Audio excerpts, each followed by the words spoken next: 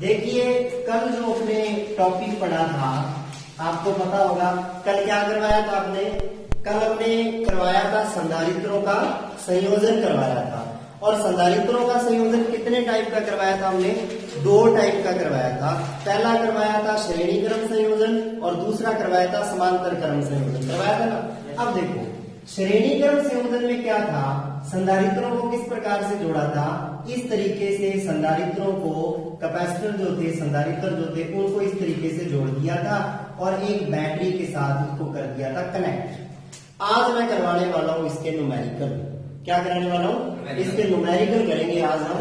और ध्यान देना, न्यूमेरिकल जो करेंगे पूरा ध्यान देना, क्लास में आपको समझ आएंगे सारे। देखो पहला कैपेसिटर C1, दूसरा कैपेसिटर C2, तीसरा कैपेसिटर C1। श्रेणी क्रम के अंदर सब में से सबके ऊपर जो आवेश की मात्रा थी वो क्या थी? बिल्कुल एक समान थी आवेश की मात्रा, यानी कि Q Q Q। लेकिन जब समांतर क्रम में गए हम, तो समांतर क्रम के अंदर क्या था? इस तरीके से संधारित्रों को हमने जोड़ा था, याद है ना। और इस तरीके से जब संधारित्रों को जोड़ा था तो इसमें आवेश की मात्रा समान नहीं थी। आवेश की मात्रा जैसे C1, C2, C3 है, आवेश Q1, Q2, Q3 अलग अलग था, लेकिन विभव या विभवांतर सभी के सिरों पर क्या था? उतना ही था जितना बैटरी का विद्युत वाहक बल था। समझ आ गई बात? ये तो हमने किया था कल। श्रेणी क्रम संयोजन के अंदर क्या किया था? अगर तुल्य धारिता पूछे तो होगी 1/C बराबर 1/C1, बोलो 1/C2 प्लस 1/C3। एन लगे हो डैश डैश Cn। समांतर क्रम पे आ जाओ। समांतर क्रम संयोजन में धारिता क्या थी? C बराबर C1 plus C2 plus C3, इस तरीके से।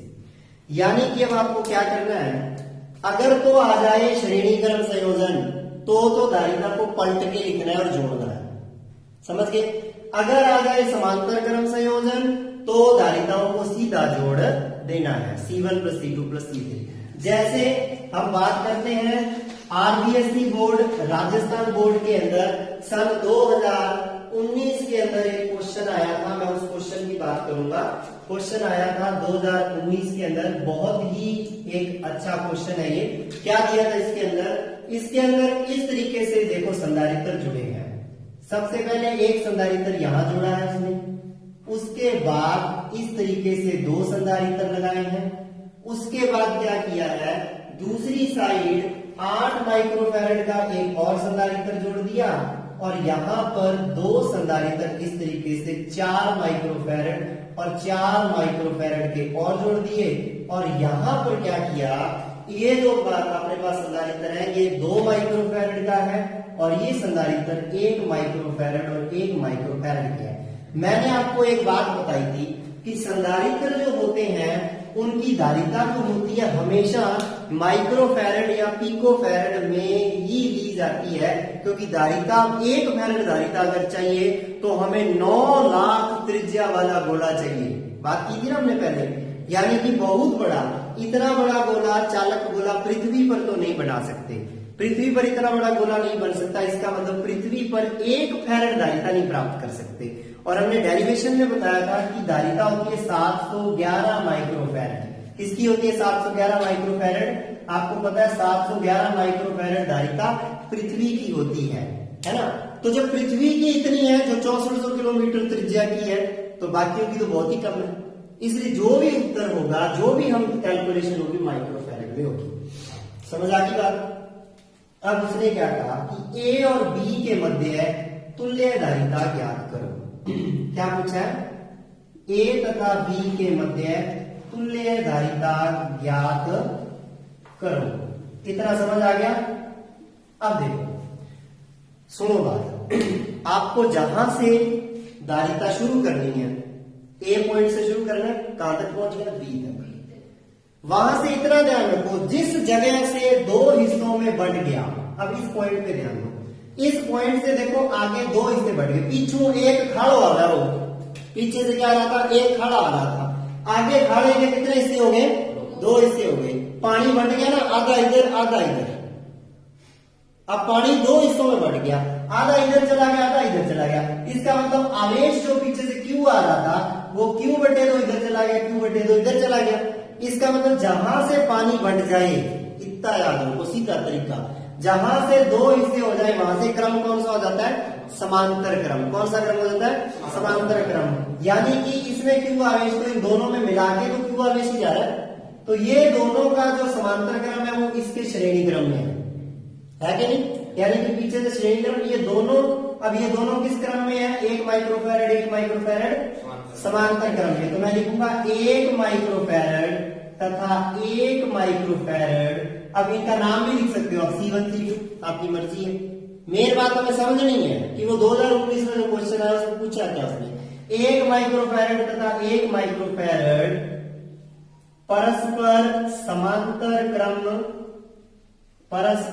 समांतर क्रम में है, तो इनकी धारिता तुल्य क्या हो जाएगी? C1। अगर मैं लिखूं इन दोनों की तुल्य, समांतर क्रम में जोड़ होता है ना, सीधा जोड़ होता है, श्रेणी क्रम में 1 बटा होता है, तो सीधा जोड़ कर दो, 1 प्लस 1 माइक्रोफैरड प्लस 1 माइक्रोफैरड कितना आ गया? 2 माइक्रोफैरड। तो C1 2 माइक्रोफैरड, इसको C1 कह दिया, 2 माइक्रोफैरड है। समझ आ गई बात? चलना A से है, पहुंचना किस पे है? B पे। तो A से B तक ऐसे जा रहा हूं मैं, इसका मतलब A पे था मैं, और इन दोनों को मैं एक ही बना देता हूं, बना दूं? इन दोनों को मैंने एक ही बना दिया, कितने का? वो भी कितने का? 2 माइक्रोफैरड का। समझ आ रही है क्या कह रहा हूं? कि इन दोनों को अब मैंने क्या कर दिया? एक ही बना दिया, 2 माइक्रोफैरड 2 माइक्रोफैरड। अब आ जाएगी आगे, अब ये 4 माइक्रोफैरड 4 माइक्रोफैरड दिख रहा है? ये दोनों भी किस क्रम में है? समांतर क्रम में। तो इन दोनों का क्या हो जाएगा? C2 बराबर, ये C1 दिया था मैंने, C2 इसको B पॉइंट लिख रहा हूं, C2 बराबर 4 माइक्रोफैरड प्लस 4 माइक्रोफैरड बराबर 8 माइक्रो, ये दोनों भी 8 माइक्रोफैरड हो गए, और ये है ही 8 माइक्रोफैरड, तो ये तो वैसे ही लगा हुआ है, ये C2 और आ गया यहाँ पे 8 माइक्रोफैरड का। तो इस तरीके से बन गया आपका नेट डायग्राम। अब ध्यान दो, ये 2 माइक्रोफैरड, ये भी 2 माइक्रोफैरड श्रेणी क्रम में है, ये 8 माइक्रोफैरड, ये भी 8 माइक्रोफैरड श्रेणी क्रम में है, क्योंकि मुझे A से चलना है, B पे जाना है। A से पानी निकलना शुरू होता है, A से झरना फूटता है, और B पे जाके कुआं है, यहां जाके गिरना उसको, बस ऐसे याद रखा करो। A से जो पानी निकलेगा उसके लिए 2 रास्ते हैं, आधा पानी इधर गया, आधा पानी इधर गया, समझ गए? अब आधा जाएगा कि नहीं वो निर्भर करता है धारिता कितनी है, बताया था ना मैंने, Q बराबर CV के अनुसार निर्भर करता है कि C कितना है, तो उसके अकॉर्डिंग Q मिलता है। आप इतना समझो, कुछ इधर गया पानी, कुछ इधर गया, 2 हिस्सों में बट गया ना। जहां से पानी का मतलब आवेश, जहां से आवेश 2 हिस्सों में बट जाए वहां से आपको क्या कर देना है? समांतर क्रम कर देना है, बाकी जगह से क्या चलेगा? श्रेणी क्रम चलेगा। समझ आ रही है बात? अब देखो, ये 8 और 8 क्या है? श्रेणी क्रम में। इसका मतलब श्रेणी क्रम में 1/8 1/C निकालोगे बराबर 1/8 प्लस 1/8। और जब 2 ही प्रतिरोध लगे हो ना, प्रतिरोध या आप कह रहे हो आपके संधारित्र लगे हो श्रेणी क्रम में, सीधी सी बात होती है, ऊपर कर दो गुणा, नीचे कर दो जोड़, 8 गुणा 8/8 प्लस 8। ये इसको करके देखो, लघुत्तम लेना 8, क्या आएगा? 1/8 प्लस 1/8, या सीधा है ये, तो 1/8 प्लस 1/8 क्या हो जाएगा? 2/8। इसको क्या लिख दोगे? 2/8 को 1/4, 2/8 हो गया 1/4, और ये क्या 1/C, तो उल्टा करोगे C क्या आ जाएगा? 4 माइक्रोफैरड। तो ये तो इस लाइन की धारिता है, ठीक है? कितनी आ गई इस लाइन की? 4। इस लाइन की निकालेंगे अब, A से B तक जाने की 2 लाइनें हैं, दोनों लाइनें आपस में समांतर क्रम में है, लेकिन ये श्रेणी में, ये श्रेणी में, यानी कि 4 तो ये लाइन है, 4 माइक्रोफैरड की तो ये लाइन है। ये लाइन कितने की है? 2 और 2, 1/2 प्लस 1/2 बराबर 1। 1 का उल्टा करोगे उत्तर 1 ही आ जाएगा, तो 1/C डैश कह सकते हो, C डैश भी आ गया 1 माइक्रोफैरड। अब देखो, C भी 1 माइक्रो, ये लाइन भी 1 माइक्रो, ये लाइन 4 माइक्रोफैरड की, ये लाइन 1 माइक्रोफैरड की, और आपको पता चल गया 4 माइक्रोफैरड समांतर क्रम में है 1 माइक्रोफैरड के। समांतर क्रम का निशान होता है, सीधा जुड़ जाता है, 4 प्लस 1 बराबर 5 माइक्रोफैरड। तो उत्तर क्या है इसका? 5 माइक्रोफैरड। कितना आसान है, बस इतना ध्यान रखना है। श्रेणी क्रम कहाँ आ रहा है, समांतर क्रम कहाँ आ रहा है। जहां पर श्रेणी क्रम संयोजन आ जाए वहां पर क्या कर दो, 1/c बराबर 1/c1 प्लस 1/c2 ऐसा लगा दो। ठीक है, जहां समांतर क्रम संयोजन आ जाए वहां c बराबर c1 plus c2 plus c3 इस तरीके से लगा दो।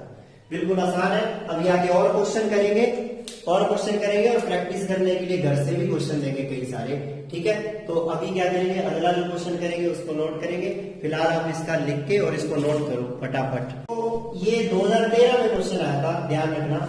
वो क्या पूछ रहा है, एक तो कहता है ये V1 ज्ञात करो, और V1 देखो किसके सिरों पर विभव है, C1 के सिरों पर, और मुझे C1 C2 C3 दिए नहीं है, सिर्फ उसने इतना ही कहा C1 C2 C3 है, बस उत्तर C1 C2 C3 के पदों में ही आएगा।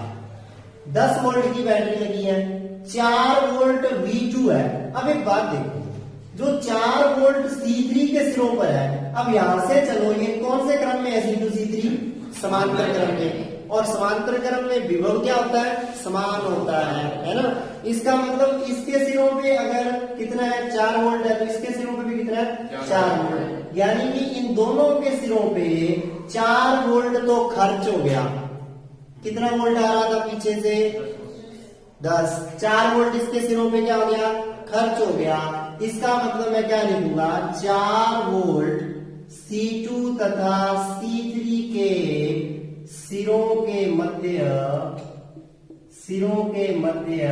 क्या हो जाता है, व्यय या खर्च हो जाता है। सीधी भाषा में याद रखो, ये तो हो गया खर्च हो जाता है। अतः C1 के सिरों, अब इसका मतलब क्या, अतः C1 के सिरों पर विभवांतर, तो C1 के सिरों पर विभवांतर कितना रह जाएगा, 10 में से 4 हो गया, खर्च कितना रह गया, कोई बड़ी बात नहीं है। तो V1 कितना आ गया, 6।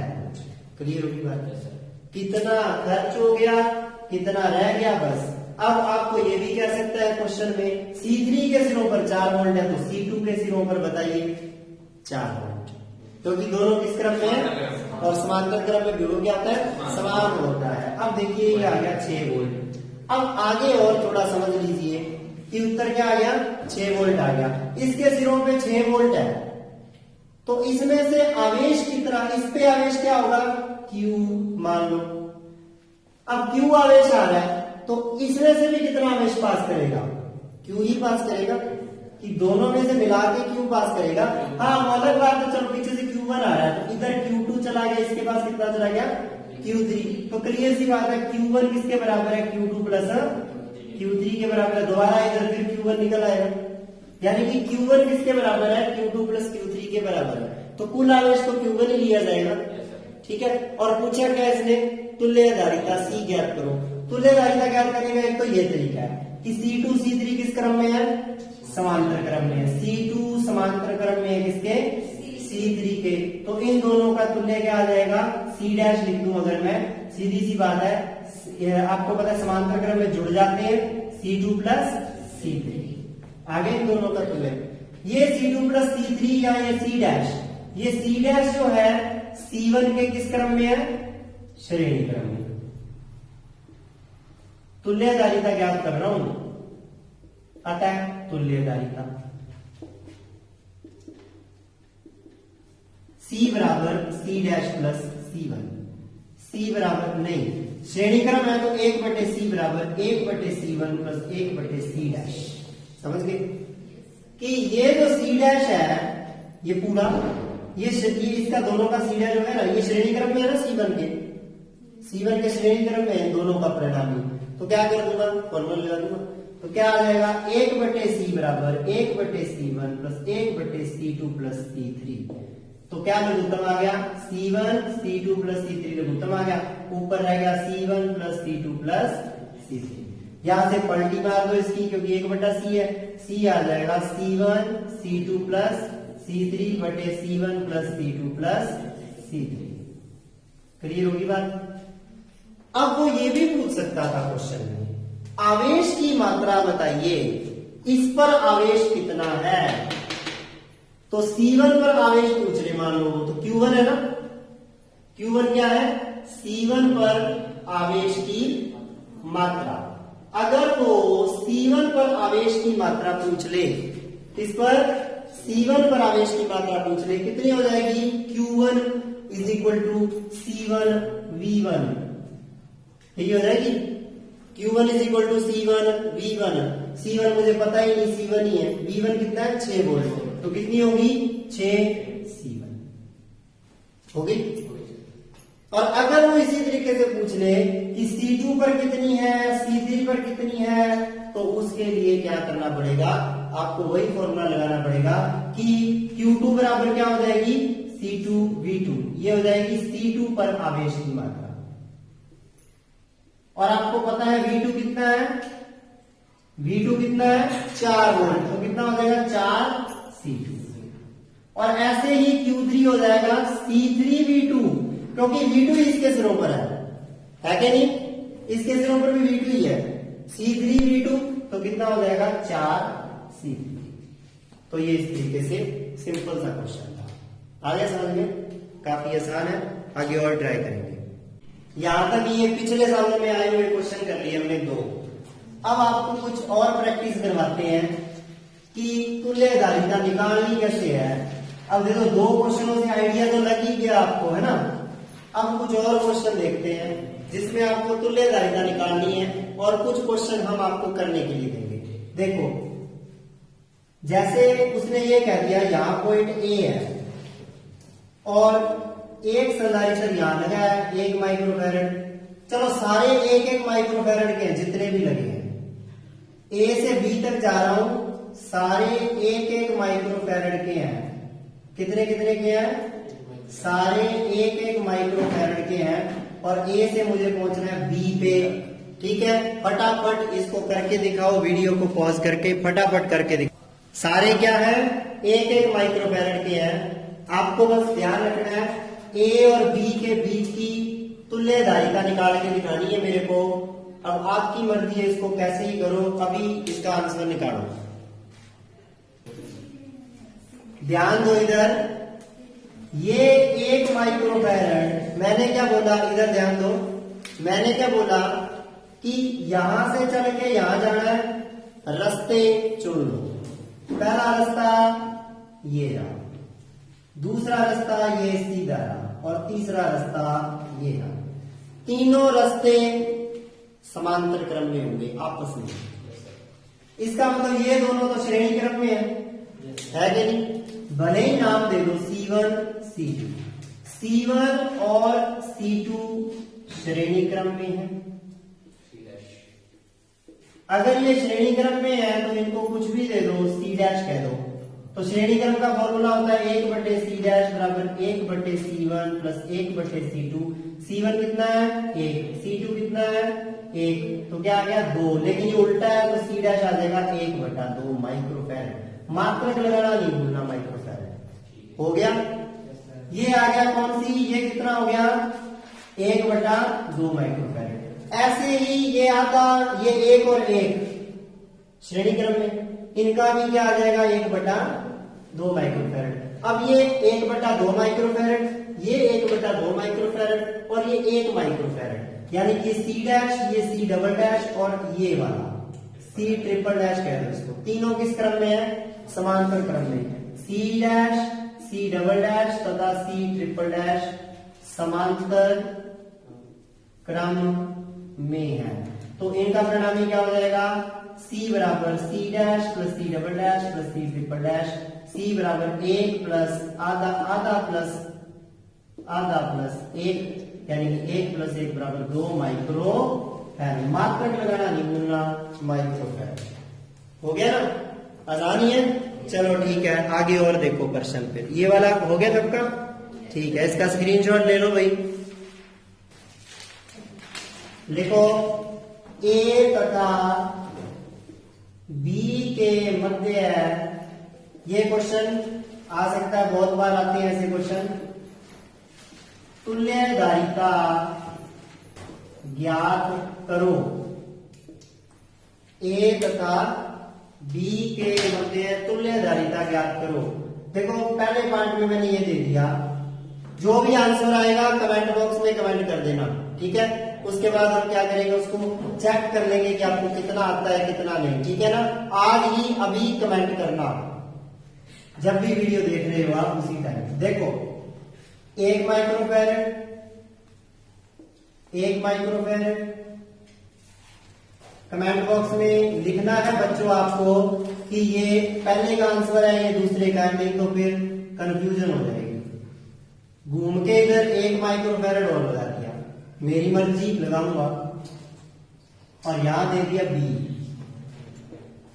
Second question, 1 microfarad, 3 microfarad, 4 microfarad, यहां बी है, 8 माइक्रोफैरड, 2 माइक्रोफैरड, और यहां नीचे लगा है 1 माइक्रोफैरड। 1 माइक्रोफैरड, ये गया बी पे। ठीक है भाई, आगे देखो बच्चा लोग। 8 माइक्रोफैरड, 2 माइक्रोफैरड, 1 माइक्रोफैरड, 8 माइक्रोफैरड और 7 माइक्रोफैरड करके ये बी है। ए और बी ढंग से देख लेना कहां कहां आ रहे हैं। तो ये जितने भी आपके क्वेश्चन हैं इनका आपको सॉल्व करना है और इसका उत्तर आपको देना है, और देखेंगे किसका कितने बच्चों को सही उत्तर इसका आता है। ठीक है बेटा, बाकी कल करें।